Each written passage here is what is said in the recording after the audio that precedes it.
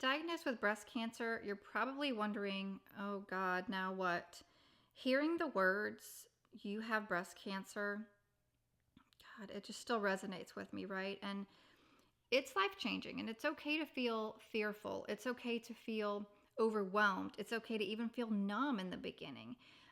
But you're not alone, and you're going to have to process those emotions.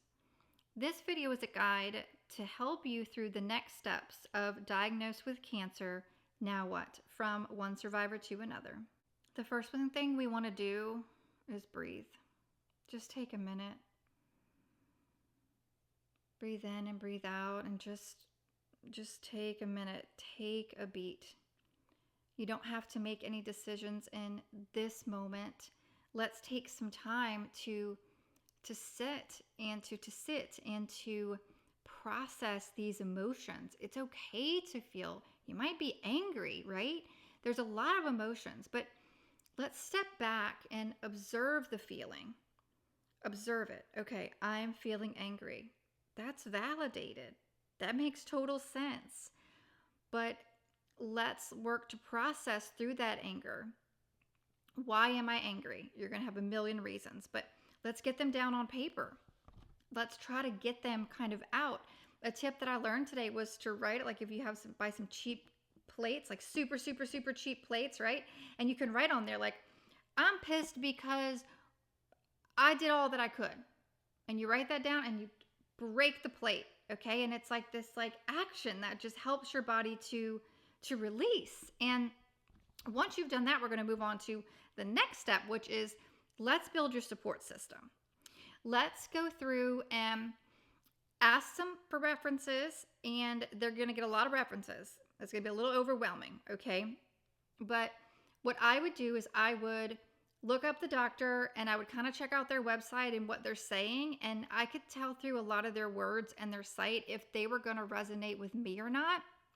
And I was able to narrow it down to 3. Now remember, this is a marathon. It is not a sprint. And what I did was I interviewed 3 different oncologists to see okay, who's going to be a right fit for me, because I need a good medical team.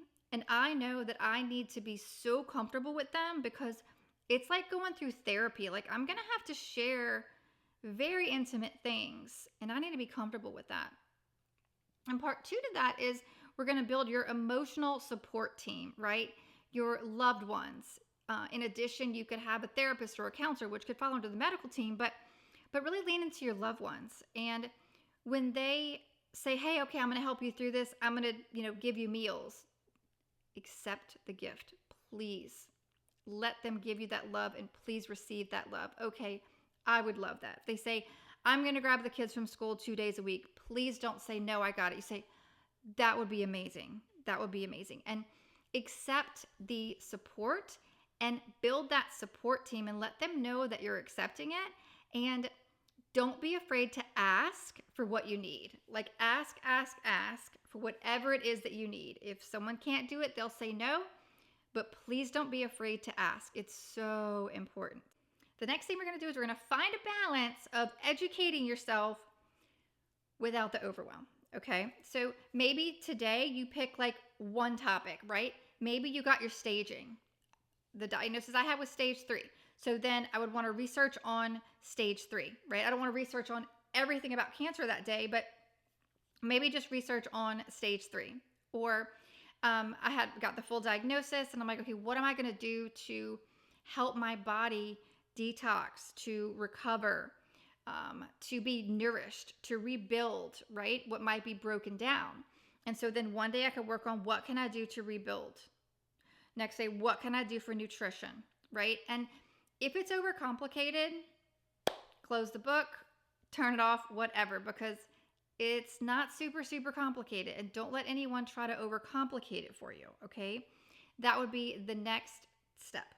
All right, we are going to create an action plan. Okay, that's going to be the next thing, is creating an action plan.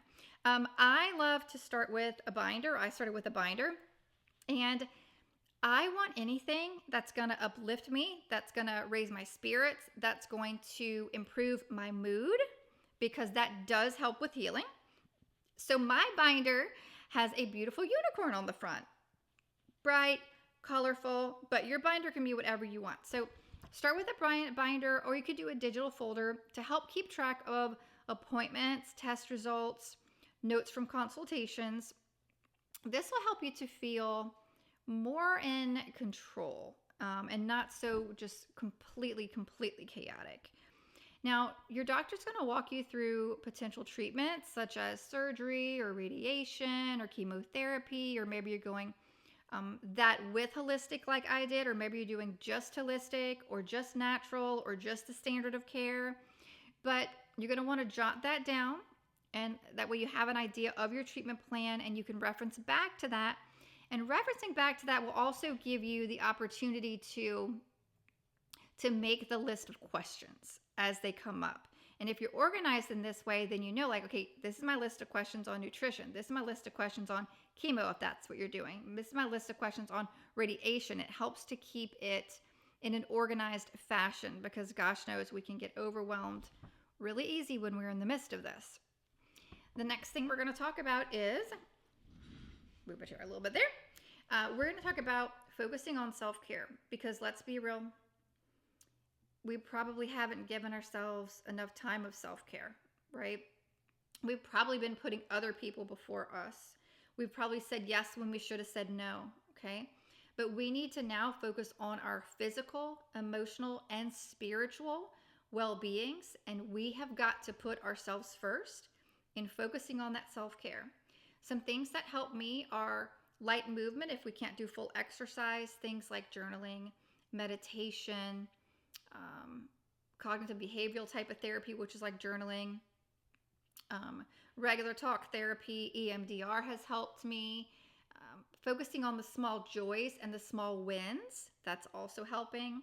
As far as spiritual, I've got quotes I reach out to, card decks I reach out to, a bunch of Bible verses that kind of apply that I reach out to. And those are all just like kind of tools and toolboxes that you can build for yourself.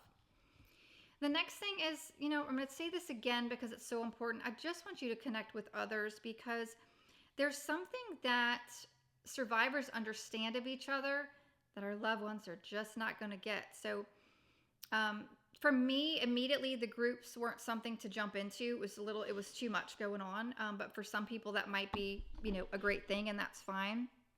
But for me, I like the personal connections, and I liked getting connections and looking at things that people that I know referred me to. Like, as an example, if you're watching this, you could check out my Instagram page, also called Beyond the Diagnosis. And that way it's like you can look at it and you can put it away. You can look at it and put it away. You can engage with it.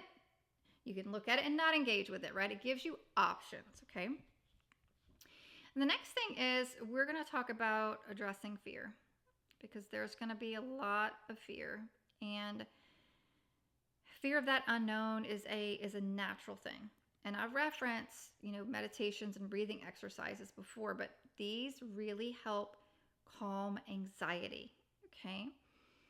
We need to redirect those thoughts, right? Because you're going to have the moment you're like, oh my God, what if this scan comes back the worst case possible? And you just hear me in your head go, no, thank you. You're like, nope, break the pattern. What if the scan comes out the best possible outcome? How beautiful would that be? How would that feel? How would that feel in my body? How would that radiate through me? And feel that feeling. Lean into that. That feeling is important, right? Dare to let your dreams of the best outcome outweigh your fears of the worst. And I want you to work on redirecting those thoughts, right?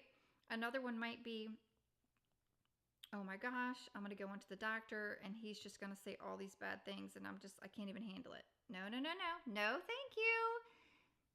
What if he gives me she gives me bite-sized pieces and I can make sense of this? What if I bring a friend with a notebook and a pen and I just listen and absorb and I let them take notes for me that I can then read over later, which might help me to connect some dots and some missing pieces that I might miss and not hear within that appointment. And then what if between that bite-sized information appointment and the person that's there taking my notes. What if when I get home, I don't even look at it till the next day? And then I just take a couple deep breaths and I look at it. And what if it kind of makes a little bit more sense to me, even if I have to read it 2 or 3 times? What might that look like? You following me? Okay. Now, the next thing is going to be inspiration. I want you to know many survivors go on to lead a fulfilled, vibrant life of thriving and not just surviving. I'm one of them. Stage 3 to cancer-free in 90 days. I'm approaching 4 years, yes, and counting cancer-free.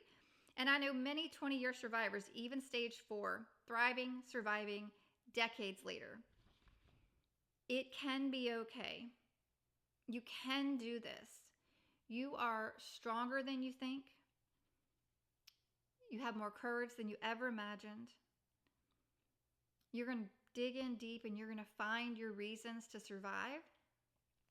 Not me, and not today, Cancer. I'm going to heal through this. And I'm going to take one step at a time, and I'm going to give myself grace. And with that, I'm going to bring this video to a close. I tried to keep it short, but it got a little long, but that's okay. I'm open to any DMs, comments, questions. I would love to answer anything for you and help you. Together we can heal. Together we uplift each other.